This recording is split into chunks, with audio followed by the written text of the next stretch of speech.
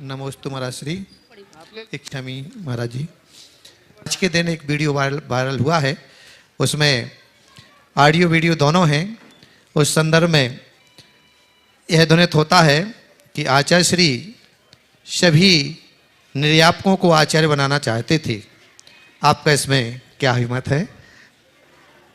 जहाँ तक आपने पूछा है आज के वीडियो के संदर्भ में, आज जो एक समाचार सब जगह प्रसारित हुआ और आपने कहा उससे ऐसा ध्वनित होता है कि आचार्य महाराज सभी निर्यापकों को आचार्य बनाना चाहते हैं। देखिए, सबसे पहली बात तो मैं ये कहना चाहूँगा, ये वीडियो तो हमने बहुत पहले देख लिया था, लेकिन ब्रह्मचारी विनोद और ब्रह्मचारी आकाश ये गुरुदेव से बहुत मुँह लगे थे और ये लोग उनसे वह सब बातें कर लेते जो हम लोग भी नहीं कर पाते। इन लोगों ने काफ़ी लंबी चौड़ी बातें की और जो बातें की उन सब चीज़ों से हम लोग अवगत हैं।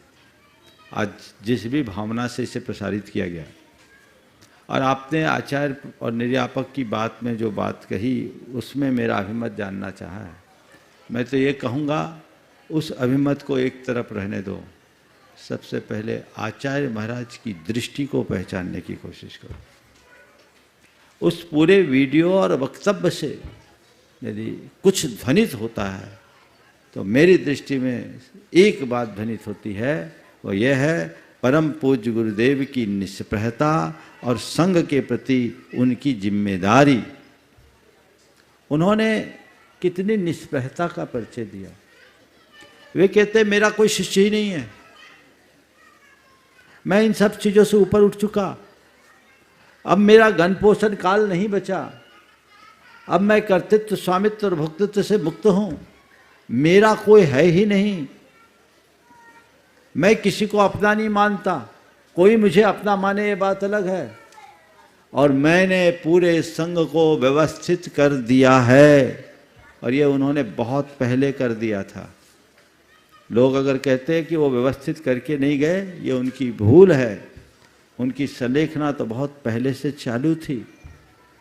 और वो कहते हैं कि भक्त प्रत्याख्यान का मतलब संघ का विभाजन, कितनी बड़ी बात है। उनके चिंतन की गहराई को लोग समझे। वे अपने हाथों अपने आप को पूरी तरह निर्भर कर लिए थे। वो पूर्णतः निर्द्वंद और निश्चल थे।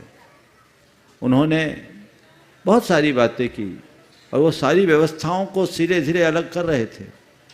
मेरे पास जब छुल्लक जी महाराजों की दीक्षा हुई और मेरे पास भेजा तो वहाँ संदेश आया था कि मैंने इन सबको, पहले ब्रह्मचारी थे मेरे पास, ब्रह्मचारी के रूप में भी गुरुदेव ने ही भेजा था, और बाद में जब इन लोगों को भेजा तो कहा इन छुल्लक जी को भेज रहे हैं, इन छुल्लकों को भेज रहे हैं, इनको अच्छे से पालो पोषो और आगे बढ़ाओ। ये संदेश गुरुदेव का है।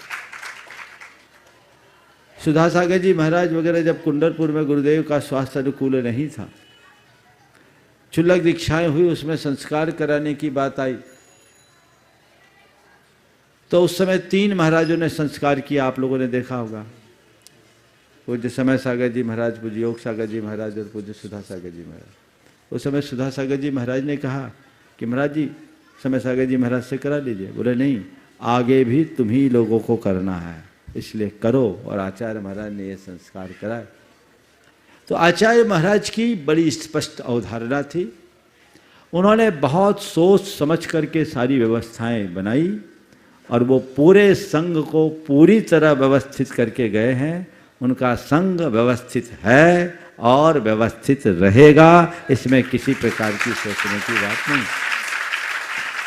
उनके वक्तव्य को सुनो और उनकी उस निष्प्रहता को पहचानने की कोशिश करो। एक आत्मदृष्टा आध्यात्मिक साधक के हृदय से ही ऐसी बातें निकल सकती है। उनकी बॉडी लैंग्वेज को देखिए, वो क्या बोल रहे हैं। वो चर्चा तो 45 मिनट की थी, जिसमें रिकॉर्डिंग मात्र 3 मिनट के करीब हुई है, 3 मिनट कुछ सेकेंड की, लेकिन उसमें भी उनका पूरा चिंतन प्रकट होता है। इसलिए ये किसी तरह का भ्रम नहीं होना चाहिए। गुरुदेव ने अपना संपूर्ण जीवन उत्कृष्टता के साथ जिया है और अपना अंत भी उन्होंने उसी उत्कृष्टता के साथ की और एक अच्छी व्यवस्था पूरी संघ को सौंप करके गए हैं और संघ उस व्यवस्था के अनुरूप आगे फलता फूलता रहेगा, इसमें कोई संशय वाली बात नहीं है और इस विषय को लेकर अब किसी प्रकार का भ्रम कतई उचित नहीं है, क्योंकि गुरुदेव ने जो कुछ कहा है उसकी व्याख्या करने की अब कोई आवश्यकता नहीं, सब कुछ स्पष्ट है। नमोस्तु।